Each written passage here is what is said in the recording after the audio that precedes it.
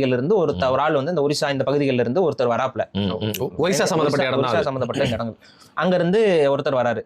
அவர் வந்து அதான் விஜயன். அந்த ஆளும் எதுக்கு வரட்டுன்னா அவங்களுடைய குடும்பம், அவங்களுக்கு அந்த கதை தெரியும்ல. அதாவது விஜயன் வந்து பாத்தீங்கன்னா விரட்டி விடப்படுறாரு. அவர் வரல, விரட்டி விடப்படுறாரு. எதனால விரட்டி விடப்படுறாருன்னா அந்த இதுல வந்து ஒரு பெரிய உமனைசரா இருந்துட்டு அங்க ஊர் மக்கள் எல்லாத்தையும் வந்து இளவரசனா இருந்த காலகட்டத்துல நிறைய தப்புகள் பண்றான். அதனால அந்த ஊர் மக்கள் எல்லாம் சேர்ந்து கொண்டு போய் அவன் பையன் வந்து சரியில்லை, ரொம்ப மோசமானவனா இருக்கான், ரொம்ப அடாவடித்தனம் பண்றான்னு சொல்லி அந்த அரசர்கிட்ட வந்து முறையிடுறாங்க. அப்ப இவங்க இருந்தா விளங்காதுன்னு சொல்லிட்டு அவனை அடிச்சு கொண்டுருவோம் இல்லைனா அப்படின்னு சொல்லி மக்களா கிளர்ச்சி பண்றாங்க.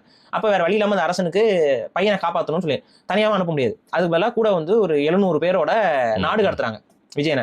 அப்படி நாடு கடத்தப்பட்ட அங்க கடத்தினவன் அந்த நீரோட்டத்துல அப்படியே வரும்போது இலங்கையில வந்து அது அவனோட கப்பல் வந்து நின்றுது. அங்க அவன் இறங்குறான். அங்க இறங்கும் போது குவேனிங்கிற ஒரு பெண்ணை இயக்கிற இதுல இருந்து ஒரு பெண்ணை பாக்குறான்.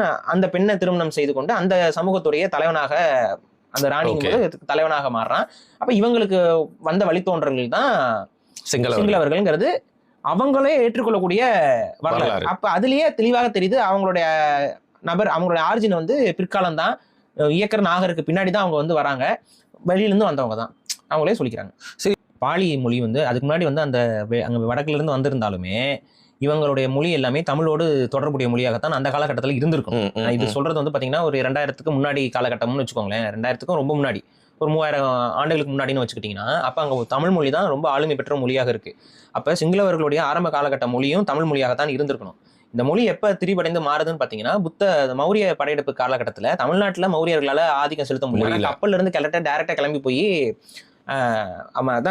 அசோகர் தன்னுடைய மகன்கள் எல்லாம் அனுப்பி அப்படி வரவங்க வந்து இங்க என்ன பண்றாங்க, இலங்கையில வந்துட்டு புத்த பிக்குகளாக இருந்து அங்க வந்து நிர்வாகம் செஞ்சு அதுல பாலி மொழியை வந்து அதிகமா பரப்புறாங்க. புத்த இலக்கியங்கள் எல்லாமே பாலி மொழியில இருக்கு. இந்த பாலி மொழியும் தமிழும் கலந்து உருவானதுதான் சிங்களம். சிங்களத்துடைய பேஸ் வந்து பாத்தீங்கன்னா பாலி அண்ட் தமிழ். சரி, இப்ப இந்த பாலியில இருந்தா சான்ஸ்கிரிட்டே வந்ததுன்னு ஒரு தியரி இருக்கு. பாலி இதெல்லாமே வந்து பிரகிருத மொழி குடும்பம். பிரகிருத மொழி குடும்பம். இந்த பிராகிருத மொழி குடும்பத்துல ஒரு மொழி வந்து பிராகிருதம்ங்கிறது ஒரு தனி லாங்குவேஜ் கிடையாது. அது நிறைய பேர் போட்டு குழப்பிக்கிறாங்க.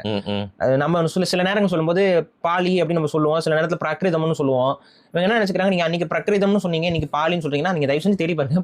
பிரகிருத மொழி இருக்குல்ல, இந்த பிரகிருத மொழியில கொஞ்சம் டவுன் கிரேட் ஆனதுக்கு அப்புறம் அதுல இருக்கக்கூடிய சிறந்த வார்த்தைகளும் அன்னைக்கு தமிழ்ல இருந்த கொஞ்சம் சிறந்த வார்த்தைகளையும் எல்லாத்தையும் போட்டு கலந்து ஒரு உருவாக்குற மொழி தான் சான்ஸ்கிரிட். ஆனா சான்ஸ்கிரிட் வந்து மக்களால் பேசப்படாத மொழி, வழக்குல இல்ல. அது வந்து அதை உருவாக்குறாங்க, அதை உருவாக்கிட்டு அதை வந்து அவங்களுக்கான ஒரு மொழி, அதாவது எப்படின்னா ஒரு சீக்ரெட்டா அவங்களுக்குள்ளேயே பேச பெரிய பெரிய அரசர்கள் ஒரு இன்டெலெக்சுவலான குரூப் வந்து பயன்படுத்திக் கொள்வதற்கான ஒரு மொழியாக மட்டுமே அவங்க அதை வச்சுக்கிட்டாங்க. அதை பொது தளத்துல மக்கள் பேசவே இல்லை.